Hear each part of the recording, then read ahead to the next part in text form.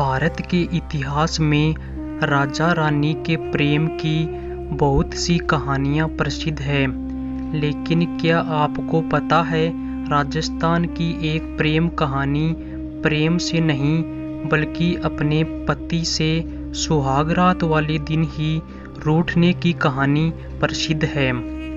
वह कहानी है जोधपुर की रानी उमादे, जिन्हें रूठी रानी भी कहा जाता है। राजा की लाखों मिन्नतों के बाद भी वो मानी नहीं और हमेशा के लिए उन्हें अकेलेपन का दुख दे दिया। उनका गुस्सा इतना प्रसिद्ध हो गया कि उन्हें रूठी रानी कहा जाने लगा। रानी उमादे का जन्म जैसलमेर के राजा राव लूणकरण के पुत्री के रूप में हुआ था। तो कहानी कुछ इस तरह है कि मारवाड़ के राजा मालदेव जब गद्दी पर बैठे तभी से उन्होंने अपने जोधपुर राज्य की सीमा चारों तरफ से बढ़ानी शुरू कर दी थी। इसी क्रम में उन्होंने जैसलमेर पर भी आक्रमण कर दिया, लेकिन जैसलमेर के राजा लूणकरण भाटी यह युद्ध टालना चाहते थे, क्योंकि उस समय मालदेव बहुत ही शक्तिशाली राजा हुआ करते थे। इसके लिए उन्होंने एक रणनीति बनाई और अपनी पुत्री उमादे को विवाह का प्रस्ताव मालदेव के पास भेजा।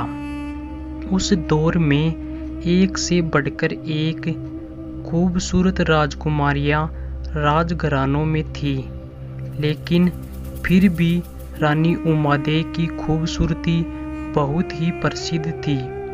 रानी उमादे न सिर्फ सुंदर थी बल्कि वो बहुत चतुर भी थी। मालदेव ने विवाह का प्रस्ताव स्वीकार कर लिया। उमादे से शादी करने के लिए बारात लेकर जैसलमेर पहुंच गए। जैसे ही वे जैसलमेर पहुंचे तो बताया जाता है कि लूणकरण भाटी ने एक योजना बनाई कि वह जब मालदेव फेरों के समय बैठेंगे और थोड़ा व्यस्त रहेंगे तभी वह मालदेव की हत्या कर देंगे। यह बात उमादे के पास पहुंची तो उमादे ने एक सैनिक के सहारे यह बात मालदेव तक पहुंचा दी। तो बताया जाता है कि इस बात से मालदेव बहुत नाराज हो गए थे, तो तुरंत ही उन्होंने अपने आसपास सैनिकों की व्यवस्था करी और सकुशल शादी करके अपने राज्य लौट आए। बताया जाता है कि रानी उमादे के साथ एक दासी आई थी जिसका नाम भारमली था, और भारमली की सुंदरता की चर्चा पूरे राज्य में फैली हुई थी। वह बेहद सुंदर थी। राज्य में जश्न का माहौल था। उसी जश्न में राजा ने इतना नशा कर लिया था कि वह रानी के कमरे तक नहीं पहुंच पाए। काफी इंतजार करने के बाद जब रानी ने राजा को बुलाने के लिए भारमली को भेजा तो बताया जाता है कि राजा भारमली की खूबसूरती को देखकर राजा यह भूल गए थे कि उनकी पत्नी रानी उमादे उनका इंतजार कर रही है। ज्यादा नशे में होने के कारण वह अपने पत्नी के पास नहीं जा पाई। देर रात तक इंतजार करने के बाद बताया जाता है कि रानी उमादे राजा के कमरे में पहुंची तो उन्होंने राजा को दासी के साथ देखा। उन्हें यह अपने आत्मसम्मान पर ठेस पहुंचाने जैसा लगा। राजा की इस हरकत पर रानी ने राजा को सजा के रूप में उसी वक्त कह दिया था कि वह मरते दम तक राजा का मुंह नहीं देखेगी। वहीं से रानी उमादे रूठी कर चली गई और वह फिर तारागढ़ दुर्ग में रहने लगी, जिसे बाद में रूठी रानी का महल भी कहा जाने लगा। रूठी रानी का महल तारागढ़ अजमेर में है। जब सुबह राजा का नशा उतरा तो उन्होंने रानी से माफ़ी मांगने की बहुत कोशिश की, लेकिन रानी नहीं मानी।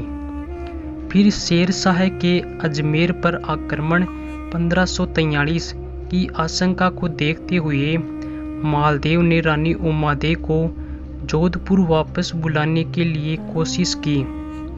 मालदेव की अन्य रानियों को यह लगा कि अगर रानी उमादेव यहाँ आ जाएगी तो उनका मान सम्मान घट जाएगा और यहाँ सिर्फ रानी उमादेव को ही सम्मान मिलेगा। सभी अन्य रानियों ने उसे जोधपुर आने से रोकने के लिए एक योजना बनाई।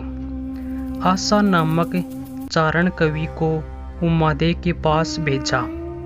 उसने रानी को एक दोहा सुनाया, मान राखे तो पीव तज, पीव रखे तज मान दोय, गए नंद नन बंद ही, रकन खंबे ठाण।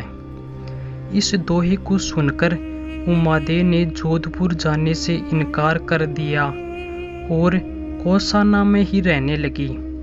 1547 में वह अपने दंतक पुत्र राम के साथ गुंदोज चली गई।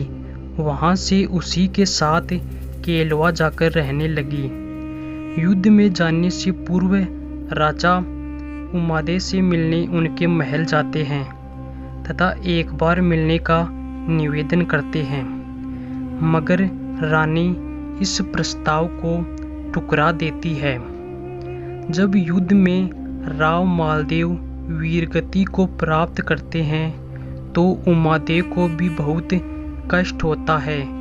वो पगड़ी के साथ सती हो जाती है, लेकिन रानी ने जिंदगी भर राजा का मुंह नहीं देखा, क्योंकि उन्होंने अपनी पूरी जिंदगी रूठे हुए ही बिता दी। इसलिए उनका नाम रूठी रानी के नाम से प्रसिद्ध हो गया।